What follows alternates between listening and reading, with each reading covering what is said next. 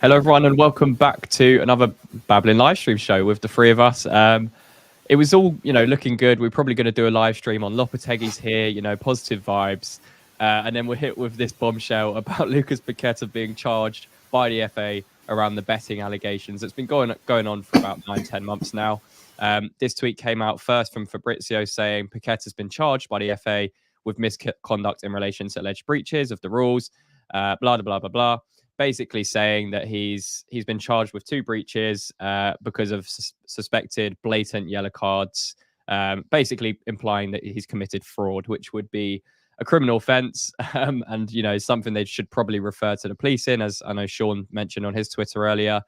Paqueta was very, very quick to tweet at himself and put it on his socials as well, on Instagram. The following message saying he's extremely surprised and upset. For 9 months, he's cooperated every step of the investigation and provided all the info. I deny the charges in their entirety and will fight with every breath to clear my name. Due to the ongoing process, I will not be providing any further comment. So it was pretty instant, his response. And then, Jacob Steinberg, this is the last tweet that just came out recently, saying his career is very serious, the offences, a lot worse than the likes of Tony and Tonali. Because it's basically sport fixing. And, it could be a multiple year ban if he is found guilty. So initial verdicts, lads, when this news came out, what are you thinking? Is it something you're taking too much interest in at this stage, or do you expect us to appeal it? I'm assuming we do. We have until like June something to appeal it. Do you expect we'll to do that? I think you have to take it seriously, right? Because it is a serious accusation to the point of, technically speaking, it could be put towards the police, and it's an act of fraud. So it's a criminal offence, not only a sporting offence. So you have to take it seriously.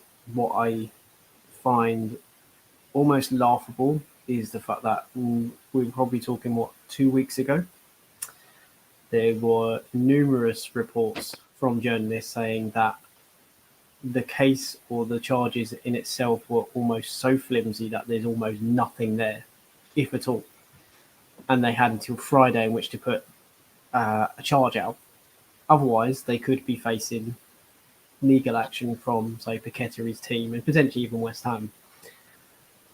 And lo and behold, and again, the fact that response from Paqueta was so quick also says that on Friday, they took preemptive steps in which to inform him that you're going to be charged. And we have evidence, and I'll say that in inverted comments even.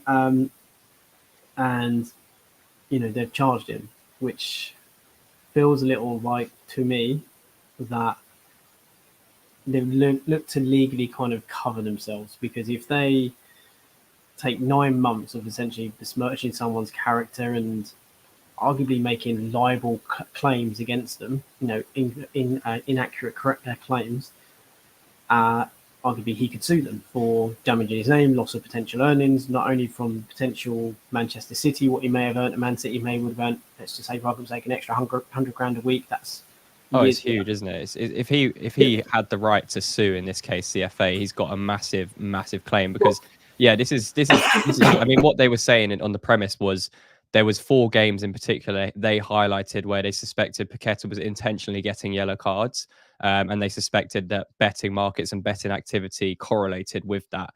But I think one of the clips I saw was one of him where he gets a yellow card against Aston Villa, and he's kind of tracking back and tries to lunge in on McGinn and win the ball back, gets a yellow card. I've seen him lose the ball about 20, 30 times over this season and do that exact thing where he just gets frustrated and tackles a player and, tries to win the ball back, and more often than not fails to win the ball back. So I agree. I think their evidence is very vague. I don't think you can really call it evidence as such, but they must feel like there is something behind the scenes, because otherwise they wouldn't have, charged him. From the FA's perspective, it's a very serious allegation. So, Sloth, how do you view it? Because it's been going on for such a long time now, and now we're just coming into the summer transfer window. Is it almost convenient timing? I think one thing that has to be acknowledged is that, that there is an individual who's directly involved, whether he is guilty or not. He's innocent till presumed guilty, till found guilty. He's presumed innocent till found guilty. So it's a case of the club are supporting him. Weeks ago, as you mentioned, they were saying everything at the club was that they felt really confident that these charges were going to be dropped. There was nothing going to be found, and the investigations lifted. Now, as mentioned, he has a number of potential options, but it speaks volumes about the audacity of the FA, because this is a very serious charge. This is potentially a gang-related, it's an international betting syndicate. It's potentially what could be happening here. If there is anything in terms of evidence that he's been communicating, or there has been some sort of pressure applied to get him to do this, it's a huge criminal offence. Yeah. But the FA have not gone to the police over this. So they therefore feel that any sort of investigation they can handle. They can somehow be above the law and conduct their own investigation into this process. Now, for me, that's absolutely baffling. But for Paqueta, that must be terrifying, because if he's saying, look, I've cooperated with you throughout this process, and the club have as well, we've been working with you to try and solve this so we can clear my name, and then they say, well, actually, you've not really been working with us, and we're going to charge you. It's a huge statement from them. Either they feel like they've got something completely undeniable, or they have cocked up so massively and they are now trying to kind of be seen to be strong while readying for a pushback where they can say, well, we felt our evidence was just, but we can't press charges to the point where we're going to ban him for a huge period. And these allegations are very serious, though, and the FA, we won't let this happen on our watch. We're going to put our foot down. That's what it feels like to me. It feels like the charges have been done because they've made the claim based on the back of I think it was Betway as well. That was what raised it, and they've made this claim. They've put this over his head for a year, and if they don't go through with it and they have to drop charges and say, actually, we don't actually have evidence to support this, then he has a libel case, you would imagine, against them. So by at least putting forward a charge, they can say, no, we did have evidence, just wasn't good enough to support a guilty charge. I mean, what they said in this statement, again, we bring it back up on here, it's saying that it's alleged that he directly sought to influence the progress, conduct, or any other aspect of or occurrence in these matches by intentionally seeking to receive a card from the referee for the improper purpose of affecting the betting market in order for one or more persons to profit from betting. So they've charged him with 2 breaches, FA Rule F3 and FA Rule F2. Not gonna lie, I don't know what those entail in detail, but it seems very interesting. I think aside from the FA and the actual investigation, is this more of a reason for us to get behind Lucas Paqueta now? And there has been a lot of criticism for his on-field performances in the last since January, really, since the turn of the year. Do you feel like, what do you do if you're West Ham in this position? Obviously, Lopetegui's come in, the board are in a position where we were probably looking to sell Paqueta, and he's probably one of our biggest assets. So how do you treat this if you're someone on the board at West Ham? I think if you're a club, you got 2 ways of doing this. One, you completely back the player. You have to do that anyway, because innocent until proven guilty, as it should always be. Yeah. Obviously, certain cases it's pretty cut and dry, but still. But also the other thing is, as a club, you're also legally going, what can we do legally in terms of how can we claim insurance on the player if they are found guilty? Do we have cover to which retrieve money, and also too, can we sue the player in which to get damages? If you go back to Mutu, for instance, with Chelsea, when he got done for cocaine and then was banned, I think, for 18 months. Chelsea then subsequently sued him for quite a substantial amount of money. Yeah. Right on point right there. Yeah, just with Mutu. It's the same thing as a club. I would be doing that. I'd be, one, backing the player, but two, I would also be looking as to, if he is found guilty, where do I stand legally in suing him for damages and basically the money that we would lose? Because 85 million is arguably the fee. Yeah. But you would also look as to, well, what can you do as a club potentially also as a case with going with Paqueta as a joint case against the FA? Because again, the club's name has been, by association, has been they could argue has been damaged and it's caused that loss of earnings. So you could imagine the club and Paqueta would potentially go to the FA and say, well, we want compensation because actually you've damaged our brand by doing this. You've acted without any real evidence. And the point, when you read out what it said, it's the fact that it's talking about intention and has deliberately caused an act to result in a yellow card. Yeah. Now, unless you have, and this is what me and Sloth were talking about privately earlier, was unless you have a tangible and physical kind of written piece of document to state, whether that's text messages, emails, etc., a voice recording, unless you have something like that that actually actively has him agreeing to doing it, what they're making a case against is completely subjective. They are stating that due to circumstance and circumstantial events, so essentially, the betting happened. Yes, it's all coincidental. Yes, it potentially did. There was an agreement. However, they have to prove that agreement. There was this betting that happened. An incident happened on the pitch. Now, that could be completely coincidental because, Paqueta can be good for a yellow card sometimes, just like Alvarez. And it's, if you can't prove that he had that communication and he agreed, you're then making your whole evidence is based on video footage and subjective conversation or a subjective narrative that, oh, no, he intended at that point to do that action. So they're willfully stating that they know the mind of Paqueta and they know his actions and intent. I think how you can do that and say that with a straight face and say that you can actively do that is just.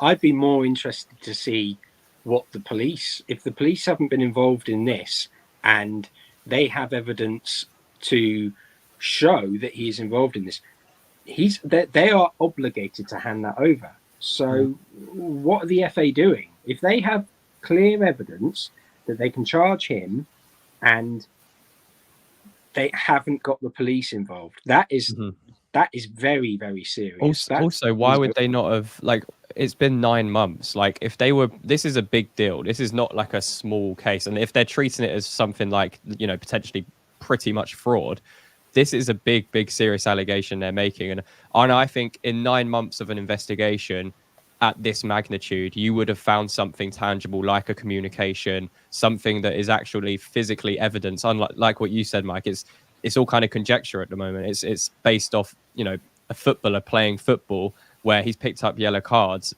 but it's not like you can't use that as evidence. It's just footage at the end of the day. And unless they have something that links to that, then it's just going to be footage. And the thing is, I think as Sean said, clearly the CPS, if they have, say, tried to hand it over to police or inform the police and said, this is our findings and this is what we believe to be a criminal act and therefore a fraudulent act, and we believe that you should view this in case you want to take action, then clearly the CPS have said that it doesn't reach the the burden of proof that they need in which to go for a conviction. So if legally, the police are even saying that, well, this isn't good, this isn't enough, then you would have to say, if the police can look at that and say that this wouldn't stand up in court, you would have to say that anything that the FA rule will get thrown out in a true court, like the court of arbitration, like sporting arbitration of sport.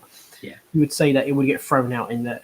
So you would have to say that if they've presented to police and they've said he doesn't meet the burden of proof, then what are we doing other than going through a charade in which to try and show some level of, I guess, consistency? Because you look at Tony, you look at you look at Tonali. Yeah. However, those two were incredibly evident, and there was a mountain of proof.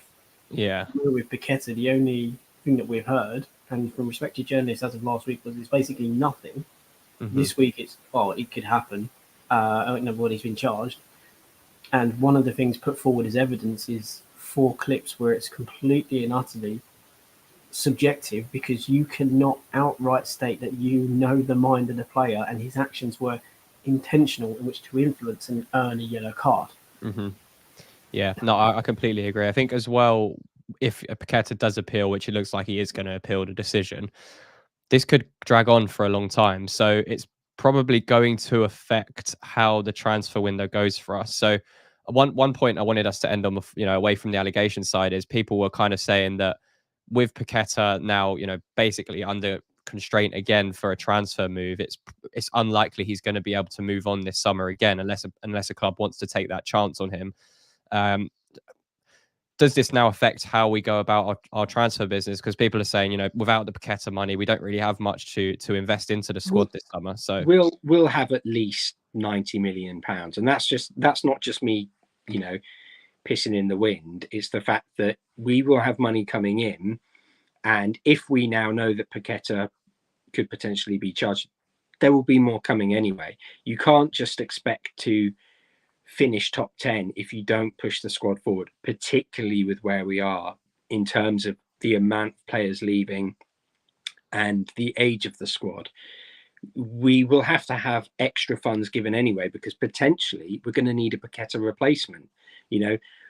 We can look, and there are some who potentially are lower cost that we can look at, but we're going to need someone just in case Paqueta does get charged.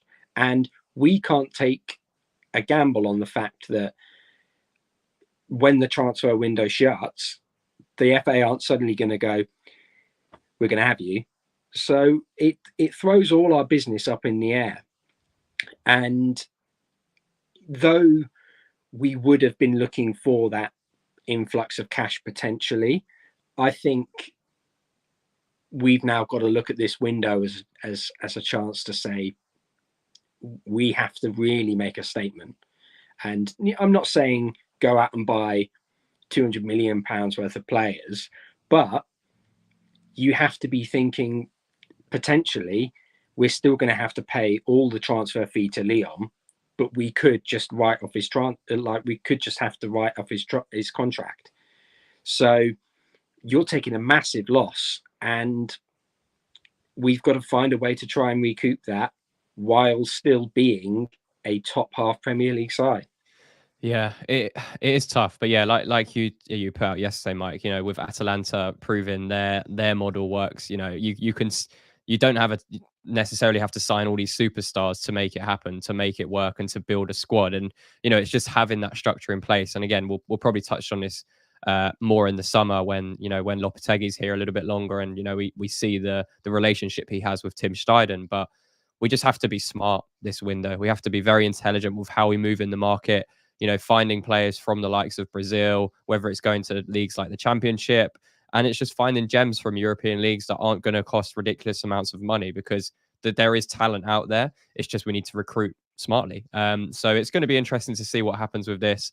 Obviously, Paqueta is not guilty yet. So it's just allegations at this point that he's been charged with. So, yeah, I expect him to appeal it. I think that's pretty much a given his comments on socials. So, yeah, it's going to be interesting to see what happens with this one. And yeah, let us know your comments down below once this video has finished, once this live show is finished, on the whole situation. And, one normal day of West Ham. It should have been Lopetegui Day, man. It should have been Lopetegui Day, but no. It's turned into something that's very West Ham. So, isn't it surprising as well, though, on the day that we are announcing a manager, after 9 months, the FA have all of a sudden found the evidence and have decided to make a charge on the same day the manager has been announced. Funny that, isn't it? Yeah, very interesting. But yeah, we're going to leave it there. Just wanted to jump on and do a quick live stream of the news. And yeah, make sure to leave a like on the video. We really appreciate the support we've been getting lately. So make sure to subscribe if you are new to the channel. And yeah, until the next one, lads. Come on, you ones.